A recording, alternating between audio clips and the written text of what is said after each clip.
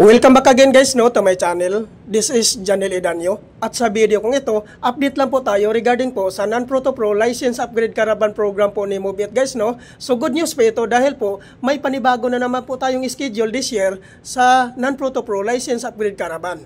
So kailan po ba ito gaganapin? Gaganapin po ito guys sa January 11, 2025 po. Araw po ito ng Sabado guys. Kung ikaw po ay willing sumali sa programa na ito, pumunta lang po kayo sa Move It Training Facility po. Saan po ito matatagpuan?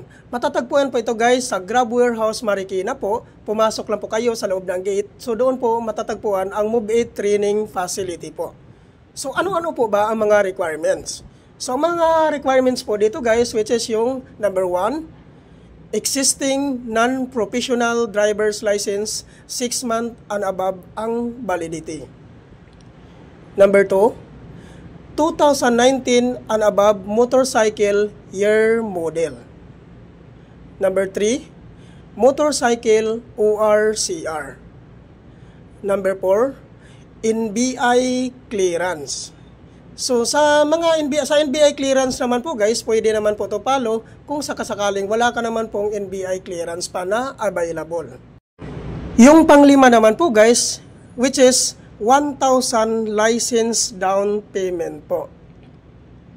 Then yung pang-anim po, no LTO violation. So ano po ba ito ang ibig sabihin ng no LTO violation? Lahat naman po tayo guys, meron naman po siguro tayong LTMS portal account. Doon nyo po ma-check kung may violation po ba kayo sa LTO. Kung sakali naman po guys, wala pa po kayong LTMS portal account, kailangan po mag-register na po kayo sa LTMS portal account dahil po doon nyo po makikita kung may violation kayo sa LTO.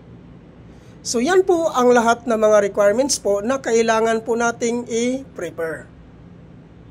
At good news po ito guys dahil po may mga previous din po na ibibigay po si Move It sa atin pag once ma-activate po tayo within the day. So ano po ba ang mga previous po na ibibigay ni Move It? Ang una-una pong previous na ibibigay po ni Move It, number 1, free helmet. Number 2, free 2 jersey. Number 3, free vest.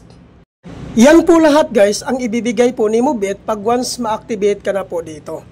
So napakaganda po guys dahil po automatic ka na pong babiyahe dito pag once po ma-activate ka na po dito sa Move It dahil po complete gear ka na po.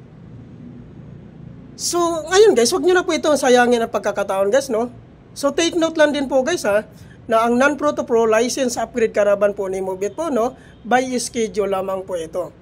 Hindi po ito araw-araw ginaganap. Kaya po, samantalahin nyo na po pag once na magkakaroon ng schedule dahil po bihira lang po ito magkakaroon ng schedule po si Move It ng ganitong programa po.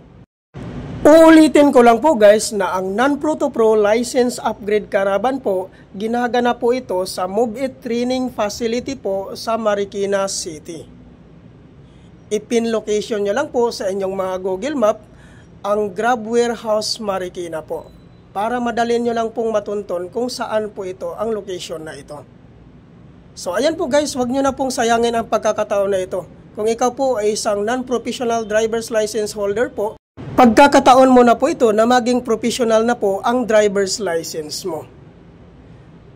Napakaganda ng programa na ito na ginawa ni Move It po guys. Dahil po napakaraming riders po na natutulungan po dito ni Move It. Dahil po sa programa na ito na Non-Proto Pro License Upgrade Caravan. Sana po guys malaking tulong po ito ang update ko nito para sa inyo. Thank you for watching.